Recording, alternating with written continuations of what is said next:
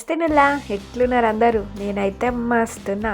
నేను ఈరోజు evening snack ఏం చేస్తున్నానంటే ఎంతో టేస్టీగా ఉండే సొరకాయ గారెలు వితిన్ 15 మినిట్స్లో ఎలా చేసుకోవాలనేది నేను ఈ 5 మినిట్స్లో చూపించేస్తున్నాను. చూసేయండి. దీనికోసం నేనైతే మంచిగా ఒక పెద్ద సైజు సొరకాయనైతే తీసుకున్నాను. అండ్ సొరకాయని పీల్ ఆఫ్ చేసేసి లోపల ఉన్న గింజలు గుజ్జు అంతా నేను తీసేస్తున్నాను. సో అలా తీసేసిన సొరకాయని మంచిగా మనం ఇక్కడ తురుముకోవాలన్నమాట.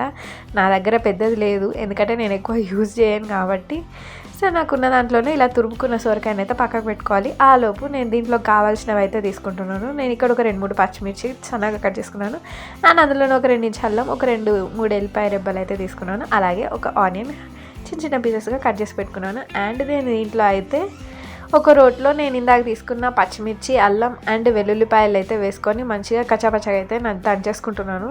అండ్ దీని బదులు మిక్సీ కూడా యూజ్ చేసుకోవచ్చు, కానీ దంచితేనే దానికి కొంచెం మంచి టేస్ట్ వస్తుంది అనమాట. సో అలా కూడా వేస్తారు, తురిమి అంటే చిన్నగా తరిగి వేస్తారు. సో నాకు అట్లా నచ్చదు, అందుకే నేను ఇక్కడ దంచి వేస్తున్నాను. మంచి ఫ్లేవర్ యాడ్ అవుతుంది. అండ్ దాంట్లోనే నేను ఇక్కడ ఒక 1/2 స్పూన్ జీలకర్ర అయితే వేసుకొని కొంచెం అది జీలకర్ర అనేది నలిగే వరకు కొంచెం కచ్చాపచ్చాగా అయితే దంచి పక్కకు పెట్టేసుకుంటున్నాను. అండ్ నేను ఒక గిన్నెలో అయితే ఇందాక తీసుకున్న సొరకాయని అయితే వేసేసుకుంటున్నాను. ఆ తురుము వేసుకొని అండ్ ఇందాక దంచి పెట్టిన పచ్చిమిర్చి ముద్ద ఉంది కదా, ఆ ముద్దనైతే వేసేసుకుంటున్నాను నేను. మంచిగా వేసుకొని అందులోనే మళ్ళీ ఒక 1/2 స్పూన్ వరకు జీలకర్ర వేసుకుంటున్నాను.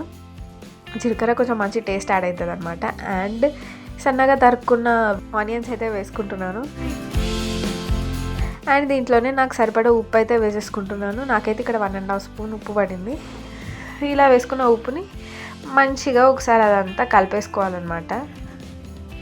అది మరీ గట్టిగా అంటే ప్రెషర్ అప్లై చేసి కలపకండి, నార్మల్గా ప్రెషర్తోనే కలిపేయండి. ఎందుకంటే మరీ వాటర్ వచ్చేస్తే స్క్వీజ్ అవుట్ అయిపోతాయి అనమాట, టేస్ట్ రాదు. అండ్ నాకు దీనికోసం 1.5 కప్ బియ్యం పిండి అయితే పట్టింది.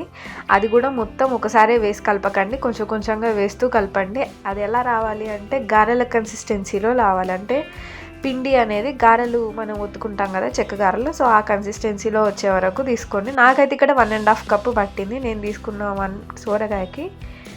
చూస్తున్నారు కదా, కొంచెంగా పిండి వేసుకుంటూ ఆ వాటర్ అనేది అబ్జర్వ్ అయిపోయేలాగా పిండి వేసుకుంటూ కలపాలన్నమాట. మరీ సాఫ్ట్గా కలపకండి, అలా అని మరీ గట్టిగా కలపకండి. మన గారెల కన్సిస్టెన్సీ వస్తే సరిపోతుంది, అంటే గారెలు ఒత్తుకునేలాగా వస్తే సరిపోతుంది.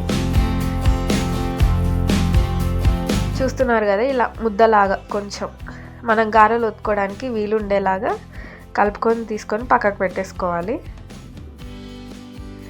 ఆ తర్వాత నేనైతే స్టవ్ మీద ప్యాన్ పెట్టేసుకున్నాను. దాంట్లో నాకు సరిపడా అంటే డీప్ ఫ్రైకి సరిపడా ఆయిల్ అయితే వేసుకుంటున్నాను. వేసుకొని ఆయిల్ కొంచెం హీట్ అయిన తర్వాత నేను ఇక్కడ ఆయిల్ పేపర్ మీద అయితే వేస్తున్నాను. దీనికి వాటర్ అప్లై చేసుకోండి. మీరు పాలిథిన్ కవర్ తీసుకున్నా కూడా దానికి వాటరే అప్లై చేయండి. ఆయిల్ వేస్తే అంత తొందరగా రాదనమాట, ఆయిల్ అబ్జర్వ్ చేసేసుకుంటుంది. సో వాటర్ వేస్తే గారెలు అనేవి ఈజీగా మనకి దాని నుంచి విడిపోతాయి అన్నమాట. సో చిల్లు పెట్టుకోవడం వల్ల ఏంటిది అంటే మనకి లోపల సైడ్ కూడా గారెలు మంచిగా కాలుతాయి. అండ్ ఇదంతా మీడియం ఫ్లేమ్లోనే జరగాలి ప్రాసెస్ అంతా, అంటే గారెలు మీడియం ఫ్లేమ్లోనే వేగాలన్నమాట. సో హై ఫ్లేమ్లో వేగితే ఏంటిదంటే బయట తొందరగా క్రిస్పీనెస్ వచ్చి లోపల అంతా పిండి ఉంటుంది. అండ్ లో ఫ్లేమ్లో పెడితే ఏంటిదంటే అది ఆయిల్ బాగా అబ్జర్వ్ చేస్తుంది అనమాట. సో మీడియం ఫ్లేమ్లోనే మంచిగా కొంచెం గోల్డెన్ బ్రౌన్ కలర్ వచ్చే వరకు అయితే వేపుకోవాలి. చూస్తున్నారు కదా, ఈ కలర్లో రావాలి. అవి కొంచెం గ్రీన్ కలర్లోనే వస్తాయి, మొత్తం అంతా గోల్డెన్ బ్రౌన్ కలర్ రావాలని ఏం లేదు.